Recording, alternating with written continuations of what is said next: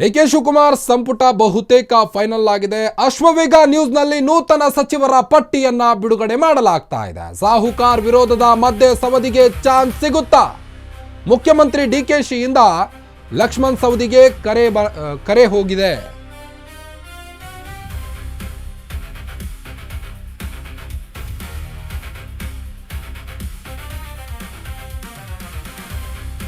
ಸಾಹುಕಾರ್ ವಿರೋಧದ ಮಧ್ಯೆ ಸವದಿಗೆ ಚಾನ್ಸ್ ಸಿಗುವಂತ ಸಾಧ್ಯತೆ ಇದೆ.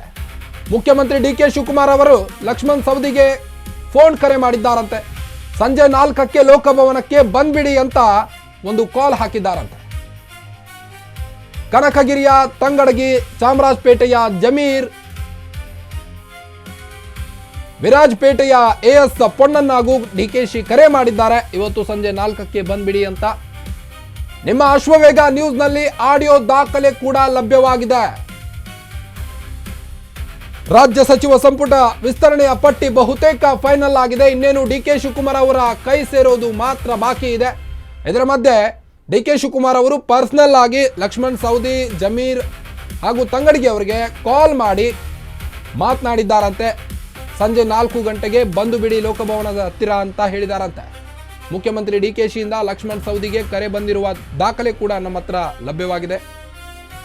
ಅಶ್ವವೇಗ ನ್ಯೂಸ್ಗೆ ಆಡಿಯೋ ಕಾಲ್ ದಾಖಲಾಗಿದ್ದು, ಕನಕಗಿರಿಯ ತಂಗಡಗಿ, ಚಾಮರಾಜಪೇಟೆಯ ಜಮೀರ್, ವಿರಾಜಪೇಟೆಯ ಎಎಸ್ ಪೊನ್ನನ್ನಾಗೂ ಕೂಡ ಡಿಕೆಶಿಯಿಂದ ಕರೆ ಬಂದಿದೆ. ನಿಮ್ಮ ಅಶ್ವವೇಗ ನ್ಯೂಸ್ನಲ್ಲಿ ಆಡಿಯೋ ದಾಖಲೆ ಇದೆ. ಈಗ ಡಿಕೆ ಶಿವಕುಮಾರ್ ಸಂಪುಟ ಬಹುತೇಕ ಫೈನಲ್ ಆಗಿದೆ. ಜಾತಿವಾರು, ಪ್ರದೇಶವಾರು ಪ್ರಾತಿನಿಧ್ಯಕ್ಕೆ ಆದ್ಯತೆಯನ್ನು ನೀಡಿ ಹೈಕಮಾಂಡ್ ವರಿಷ್ಠರು ಕೊನೆಗೂ 70 ಶಾಸಕರ ಒಂದು ಲಿಸ್ಟ್ ರೆಡಿ ಮಾಡಿದ್ದಾರೆ. ಅದರಲ್ಲಿ 10 ಶಾಸಕರ ಲಿಸ್ಟ್ ಕೂಡ ಫೈನಲ್ ಆಗಿದೆ. ಸಾಹುಕಾರ್ ವಿರೋಧದ ಮಧ್ಯೆ ಸಚಿವರಿಗೆ, ಸವದಿ ಅವರಿಗೆ ಚಾನ್ಸ್ ಸಿಗುವಂತ ಸಾಧ್ಯತೆ ಇದೆಯಾ ಅನ್ನೋ ಕುತೂಹಲ ಮೂಡಿದೆ. ಈಗ ಸಂಜೆ 4ಕ್ಕೆ ಲೋಕಭವನಕ್ಕೆ ಬಂದ್ಬಿಡಿ ಅಂತ ಡಿಕೆ ಶಿವಕುಮಾರ್ ಅವರು ಕಾಲ್ ಮಾಡಿ ತಿಳಿಸಿದ್ದಾರಂತೆ. ಕನಕಗಿರಿಯ ತಂಗಡಗಿ, ಚಾಮರಾಜಪೇಟೆಯ ಜಮೀರ್ ಹಾಗೂ ಅಥಣಿಯ ಲಕ್ಷ್ಮಣ್ ಸವದಿ ಅವರಿಗೆ ಡಿಕೆ ಕ್ಯಾಬಿನೆಟ್ 2.0 ರಚಿಸಲಿಕ್ಕೆ ಇನ್ನೇನು ಕ್ಷಣಗಣನೆ ಆರಂಭವಾಗಿದ್ದು, ನಿಮ್ಮ ಅಶ್ವವೇಗ ನ್ಯೂಸ್ನಲ್ಲಿ ಡಿಕೆ ಶಿವಕುಮಾರ್ ಅವರು ಪರ್ಸನಲ್ ಆಗಿ ಕೆಲ ಶಾಸಕರಿಗೆ ಕಾಲ್ ಮಾಡಿ ಲೋಕಭವನಕ್ಕೆ ಬಂದ್ಬಿಡಿ ಅಂತ ತಿಳಿಸಿದ್ದಾರಂತೆ. ಆ ಆಡಿಯೋ ದಾಖಲೆ ಕೂಡ ನಿಮ್ಮ ಅಶ್ವವೇಗ ನ್ಯೂಸ್ನಲ್ಲಿ ದಾಖಲಿದೆ. ಸಾಹುಕಾರ್ ವಿರೋಧದ ಮಧ್ಯೆ ಸವದಿಗೆ ಚಾನ್ಸ್ ಸಿಗುವಂತ ಸಾಧ್ಯತೆ ಇದೆಯಾ ಅನ್ನೋದು ಸದ್ಯದ ಪ್ರಶ್ನೆ. ಈಗ ರಾಜ್ಯ ರಾಜಕಾರಣದಲ್ಲಿ ಈಗ ಹೊಸ ತಿರುವನ್ನ ಪಡೆದುಕೊಳ್ತಾ ಇದೆ. ವಿವಿಧ ಕೋಟಾಗಳಡಿ ಶಾಸಕರ ಹೆಸರನ್ನ ಪರಿಗಣನೆಗೆ ತೆಗೆದುಕೊಳ್ಳಲಾಗ್ತಾ ಇದೆ. ಕೆಲವೇ ಕ್ಷಣಗಳಲ್ಲಿ ಡಿಕೆ ಶಿವಕುಮಾರ್ ಅವರ ಕೈ ಸೇರಲಿದೆ ಈ ಒಂದು ಲಿಸ್ಟ್.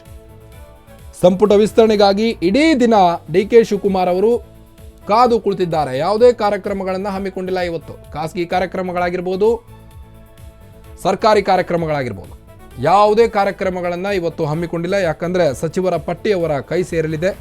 ಇವತ್ತು ತಮ್ಮ 2.0 ಸರ್ಕಾರ ರಚಿಸಲಿಕ್ಕೆ ಎಲ್ಲ ಸಿದ್ಧತೆಗಳನ್ನು ಮಾಡಿಕೊಳ್ತಾ ಇದ್ದಾರೆ. ಈಗಾಗಲೇ ಲೋಕಭವನಕ್ಕೂ ಕೂಡ ಡಿಕೆ ಶಿವಕುಮಾರ್ ಅವರು ತಿಳಿಸಿದ್ದಾರಂತೆ ಪ್ರಮಾಣ ವಚನ ಕಾರ್ಯಕ್ರಮದ ಬಗ್ಗೆ. 17ರಿಂದ 18 ಸ್ಥಾನಗಳಿಗೆ ಗ್ರೀನ್ ಸಿಗ್ನಲ್ ಕೊಟ್ಟಂತ ಹೈಕಮಾಂಡ್ ನಾಯಕರು. ಉಳಿದ 2-3 ಸ್ಥಾನಗಳಿಗೆ ಇಂದು ಮತ್ತೊಂದು ಸುತ್ತಿನ ಸಭೆ ಕೂಡ ನಡೆಯುವಂತ ಚಾನ್ಸ್ ಕೂಡ ಇದೆ. ಸ್ಥಳೀಯ ಸಂಸ್ಥೆಯಾದಂಥ 2028ರ ವಿಧಾನಸಭಾ ಚುನಾವಣೆಗೆ ಟಾರ್ಗೆಟ್ ಆಗಿದೆ. ಒಂದು ಕಡೆ ಸ್ಥಳೀಯ ಸಂಸ್ಥೆ, ಮತ್ತೊಂದು ಕಡೆ 2028ರ ವಿಧಾನಸಭಾ ಚುನಾವಣೆಯನ್ನ ಗುರಿಯಾಗಿಟ್ಟುಕೊಂಡು ಡಿಕೆ ಶಿವಕುಮಾರ್ ಅವರು ಸರ್ಕಾರ ರಚಿಸಲಿಕ್ಕೆ ಮುಂದಾಗಿದ್ದಾರೆ. ಜಿಲ್ಲಾ ಜಾತಿವಾರು ಸ್ಥಾನ ಹಂಚಿಕೆಗೆ ಹೈಕಮಾಂಡ್ ಒಂದು ಕಡೆ ನಿರ್ಧಾರವನ್ನು ಕೈಗೊಂಡಿದೆ. ರಾಜ್ಯ ನಾಯಕರ ಒತ್ತಡಕ್ಕೆ ಕಾಂಗ್ರೆಸ್ ಹೈಕಮಾಂಡ್ ಒಂದು ಕಡೆ ಮಣಿದಿದೆ. ಒಂದು ಲಿಂಗಾಯತ ಸಮುದಾಯಕ್ಕೆ, ಮತ್ತೊಂದು OBCಗೆ DCM ಸ್ಥಾನ ಸಿಗುವಂತ ಚಾನ್ಸ್ ಇದೆ.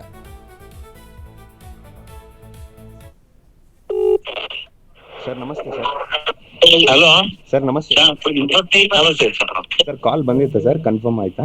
ಹೌದೌದು ಬಂದಿತ್ತು ಸರ್. ಸಿಎಂ ಅವರ ಅದೇ ಸಿಎಂ ಕಾಲ್ ಮಾಡಿ. ಏನಂದ್ರು ಸರ್? 4 ಗಂಟೆಗೆ ಅಂತ ಹೇಳಿದ್ರ ಸರ್? ಹೌದು ಹೌದು ಹೌದು ಓಕೆ ಸರ್ ನಮಸ್ತೆ ಸರ್. ಹಲೋ ಸರ್ ನಮಸ್ತೆ. ನಮಸ್ತೆ ಸರ್. ಸರ್ ಕಾಲ್ ಬಂದಿತ್ತು ಸರ್, ಕನ್ಫರ್ಮ್ ಆಯ್ತಾ? ಹೌದು ಹೌದು ಬಂದಿತ್ತು ಸರ್. CM ಅವರ ಅದೇ ಸಿಎಂ ಕಾಲ್ ಮಾಡಿ. ಏನಂದ್ರು ಸರ್? 4 ಗಂಟೆಗೆ ಅಂತ ಹೇಳಿದ್ರ ಸರ್? ಹೌದು ಹೌದು